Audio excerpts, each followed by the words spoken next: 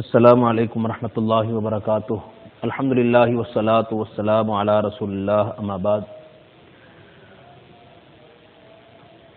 قال اللہ تبارک و تعالی فی القرآن المجید والفرقان الحمید، اعوذ باللہ من الشیطان الرجیم، بسم اللہ الرحمن الرحیم، وذکر فإن الذکریٰ تنفع المؤمنین، رب اشرح لی صدری ویسر لی امری واحلل عقدۃ من لسانی یفقہوا قولی۔ سیدنا علی رضی اللہ تعالی عنہ، اگر آپ کے نسب کی بات کی جائے تو نسب کے لحاظ سے بھی آپ بڑی عظمت کا مقام رکھتے ہیں کہ آپ کا نسب وہی ہے جو رسول اللہ صلی اللہ علیہ وسلم کا نسب ہے، وہی خاندان ہے، وہی قوم قبیلہ ہے، اور وہی نسب ہے جو رسول اللہ صلی اللہ علیہ وسلم کا ہے، کیونکہ آپ نبی کریم صلی اللہ علیہ وسلم کے چچا زاد بھائی، آپ یوں سمجھ لیں کہ کائنات کے امام علیہ الصلوۃ والسلام سے ایک محبت کا، الفت کا نشان ہے۔ علی کون ہے؟ علی رسول اللہ صلی اللہ علیہ وسلم کے لیے جان نثاری کا ایک نام ہے، شجاعت کا، عظمت کا ایک نام ہے، جن کے لیے خصوصی جنت کی بشارت مل چکی ہے۔ یہ علی رضی اللہ تعالی عنہ کی وہ شان ہے، وہ عظمت ہے جو ہمیں مختلف احادیث میں ملتی ہے کہ جنگ تبوک کے موقع پر جب اللہ کے رسول علیہ الصلوۃ والسلام نے سیدنا علی رضی اللہ تعالی عنہ کو پیچھے چھوڑنا کا ارادہ کیا، سیدنا علی کے الفاظ ہیں، اللہ کے رسول الا اتخلفنی فی الصبیان والنساء، مجھے عورتوں اور بچوں میں چھوڑ کر جا رہے ہو؟ یعنی آپ علی تو ایک شجاعت کا نشان تھے، لڑنا چاہتے تھے، کہہ رہے ہیں آپ تو مجھے پیچھے چھوڑ کر جا رہے ہیں۔ فرمایا کہ نہیں علی، آپ کی حیثیت وہ ہے جو ہارون کی حیثیت تھی موسیٰ علیہ السلام کے ہاں، انت منی بمنزلت ہارون من موسیٰ، تو موسیٰ علیہ السلام سے ہارون کا تعلق تھا، ہارون کی نسبت تھی، علی آپ کا مقام، آپ کی نسبت وہ ہے۔ خلفائے راشدین میں سے چوتھا نمبر سیدنا علی رضی اللہ تعالیٰ عنہ ہوگا، عشرہ مبشرہ میں سے ہیں جن کا نام لے کر رسول اللہ صلی اللہ علیہ وسلم نے جنت کی بشارت دی، اور پھر آپ کی یہ عظمت بھی ہے، یہ شان بھی ہے، یہ مقام بھی اللہ تبارک و تعالیٰ نے عطا فرمایا ہے کہ ہجرت کے موقع پر اگر ابو بکر صدیق رضی اللہ تعالیٰ عنہ کے حصے میں یار غار بننا آیا ہے تو علی رضی اللہ تعالیٰ عنہ کے حصے میں کائنات کے امام علیہ الصلوۃ والسلام کی بستر پر لیٹنا آیا ہے کہ نبی کریم صلی اللہ علیہ وسلم خود ڈیوٹی لگا کر گئے کہ آپ نے لیٹنا ہے، میری امانت لوٹا کر پھر آنا ہے۔ تو یوں سمجھ لیں کہ یوں بھی سیدنا علی کی جان ایک خطرے میں تھی، اور یہ اللہ کے رسول علیہ الصلوۃ والسلام کی طرف سے ایک بڑی اہم ترین ڈیوٹی تھی جو سیدنا علی رضی اللہ تعالیٰ عنہ کو سونپی گئی۔ جس طرح یار غار بننا ایک بڑی اہم ڈیوٹی تھی، یہ بھی ایک بڑی اہم ذمہ داری تھی۔ یہ الگ بات ہے کہ اول مقام ساری امت میں سیدنا ابوبکر صدیق رضی اللہ تعالی عنہ کا ہے، لیکن خلفائے اربعہ میں سے چوتھا مقام خلافت میں سیدنا علی رضی اللہ تعالی عنہ کا ہے۔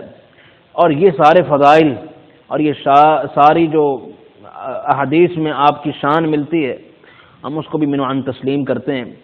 سیدنا علی رضی اللہ تعالیٰ عنہ کی یہ شان بھی ہے، یہ عظمت بھی بڑی ایک اپنے اندر ایک مقام رکھتی ہے کہ سیدنا علی رضی اللہ تعالیٰ عنہ وہ پہلے بچے ہیں، لڑکے ہیں جنہوں نے اسلام قبول کیا۔ 3 افراد کا نام آتا ہے جنہوں نے سب سے پہلے اسلام قبول کیا، اور تینوں کے لیے اول کا لفظ استعمال ہوا ہے، اور اہل اسلام نے، سلف صالحین نے تینوں کے لیے یہ اولیت کا جو لفظ ہے اس کو برقرار رکھا ہے، اس کو ویسے برقرار رکھا۔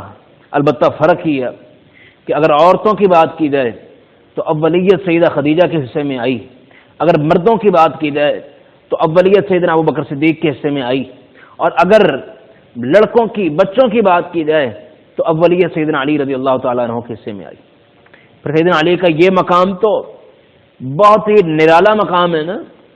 خیبر کے موقع پر میں سمجھتا ہوں دو اہم ترین کام بالخصوص جو ہے سیدنا علی رضی اللہ تعالیٰ عنہ سے نبی کریم صلی اللہ علیہ وسلم نے لیے.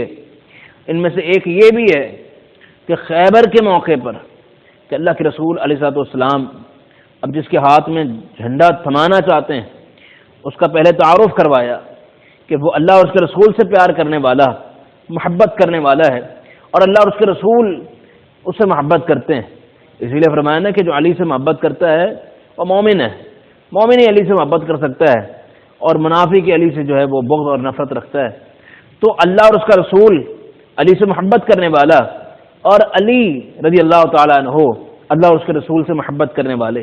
اس طرح علی کی شان ہے، یہ تعارف کروایا جا رہا ہے علی رضی اللہ تعالیٰ عنہ کا. اس کے بعد نبی کریم صلی اللہ علیہ وسلم فرماتے ہیں کہ علی کہاں ہے، این علی، کہ میں جسے یہ جھنڈا تھماؤں گا اللہ تعالیٰ اس کے ہاتھوں پر یہ فتح نصیب کرے گا، خیبر مغلوب ہو جائے گا اور اس کے ذریعے سے اللہ فتح نصیب کرے گا.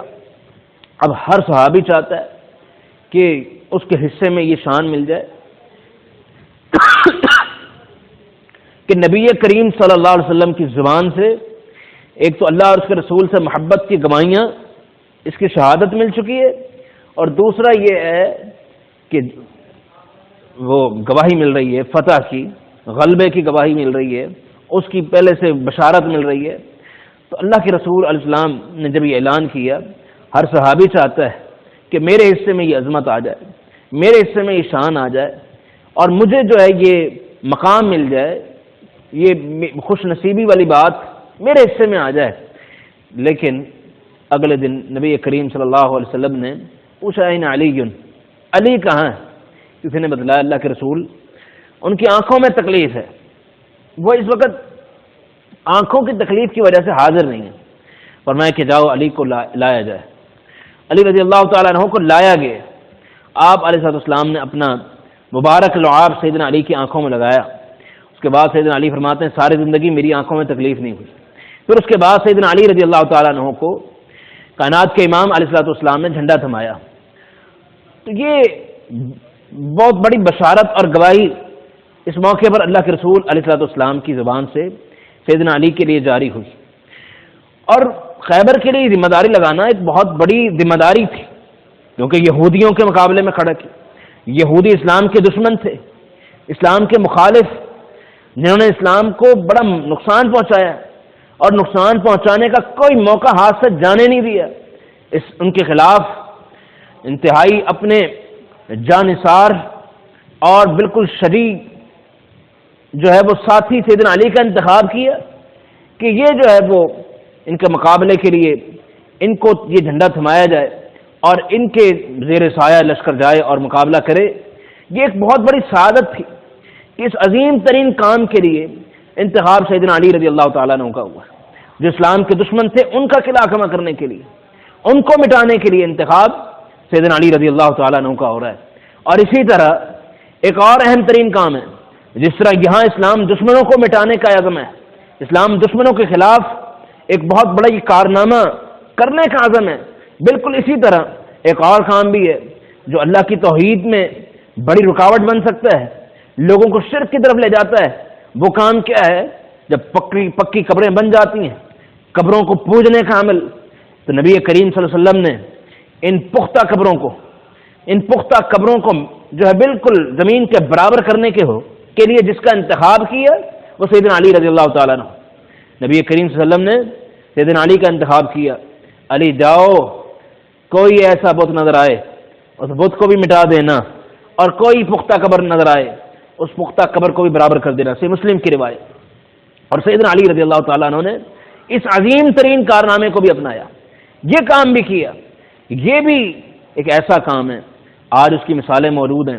پختہ قبریں جب بنتی ہیں، پھر مزار بنتا ہے، اور پھر وہ ایک اللہ جو کام ہمیں اللہ کے لیے کرنا چاہیے تھا، وہ سجدے، وہ عبادات جو خالصتاً اللہ کا کہیں، وہ پھر ساری عبادات ان درگاہوں پر کرنا شروع کر دیا جاتا ہے. تو یہ ایک بہت بڑا کارنامہ سیدنا علی رضی اللہ تعالیٰ عنہ نے سر انجام دیا. اور آگے ابو الحیاج الاسدی کی ڈیوٹی بھی لگائی اور کہا کہ یہ وہ کام ہے جس کے لیے اللہ کے رسول نے میرا انتخاب کیا تھا اور میں تمہارا انتخاب کرتا ہوں. آج بدقسمتی کی بات یہ، وہ علی رضی اللہ تعالیٰ عنہ جنہوں نے پختہ قبروں کو مٹایا تھا، آج انہی کا مدار بنا دیا گیا، اور آج انہی کو علی مولا کا نام لے کر، ناد علی کا نام لے کر خدا کے بالکل برابر لا کھڑا کیا، اور وہ ساری امیدیں اور وہ جو توکل اللہ کے لیے ہونا چاہیے، آج وہ توکل سیدنا علی کے لیے نظر آتا ہے۔ علی کو پکارا جاتا ہے، علی مولا کے نعرے، علی مشکل کشا کے نعرے۔ ارے علی تو وہ شخصیت ہے جنہوں نے توحید کا ایسا ڈنکا بجایا کہ ایسے بتوں کو گرا کر رکھ دیا، پختہ قبروں کو گرا کر رکھ دیا، اور جس نے سیدنا علی رضی اللہ تعالیٰ عنہ کو خدا اور اللہ کے برابر سمجھنے کی کوشش کی، اس طرح کی آواز اٹھائی۔ عبداللہ بن سبا، سیدنا علی رضی اللہ تعالیٰ عنہ نے اپنے دور میں اس عبداللہ بن سبا کو جلانے کا حکم دیا کہ اس کو جلا دیا جائے۔ کیوں؟ کیونکہ وہ شخص ہے جو توحید کے خلاف ایک آواز اٹھاتا ہے، اسلامی تعلیمات کے منافی اس کا نعرہ ہے، اور قطعاً یہ جینے کا حق نہیں رکھتا، اس کو جلوا دیا۔ اور آج سیدنا علی رضی اللہ تعالیٰ عنہ کے محبت کے نام پر، ان سے الفت کے نام پر وہ سارے کام کیے جا رہے ہیں جن کی سیدنا علی رضی اللہ تعالیٰ عنہ نے نہ کہ صرف مخالفت کی بلکہ ان کاموں کو مٹایا، خود سے ان کا قلعہ کما کیا۔ تو آج اور پھر عجیب بات یہ ہے، یوم علی کے موقع پر ایک طرف یوم علی منایا جائے۔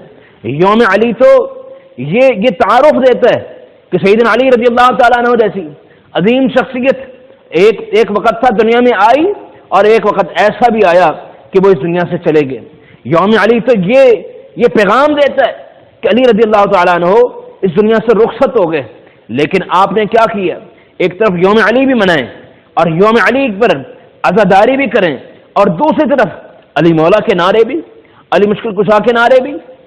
ایک طرف یہ بھی مانے کہ ان کے ساتھ بڑا ظلم و زیادتی ہوا، ان کے ساتھ جو ہے وہ مختلف قسم کے جو ہے وہ بڑے پریشان کن معاملات ہوئے، ان کو تکالیف دی گئی، خلافت ان سے چھینی گئی، اور اہل بیت کے ساتھ بڑی جو ہے وہ تکالیف کا سامنا انہیں کرنا پڑا، اور سیدنا علی رضی اللہ تعالیٰ عنہ کچھ نہ کر سکے۔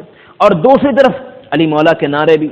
آپ کے اپنے عقائد میں، معاملات میں ایک ایسا تضاد نظر آتا ہے، اور یہ تضاد نظر آئے گا۔ کیوں؟ کیونکہ آپ بالکل منہج حق سے دور جا چکے ہیں، اور ایک بالکل دین اسلام کی تعلیمات کے منافی منہج پر کھڑے ہیں، سیدنا علی رضی اللہ تعالیٰ عنہ کے منہج کے خلاف کھڑے۔ سیدنا علی رضی اللہ تعالیٰ عنہ کی نہ یہ تعلیمات تھیں، نہ یہ آپ کا عقیدہ تھا، اور نہ ہی آپ جو ہے وہ اس منہج کے حامل تھے۔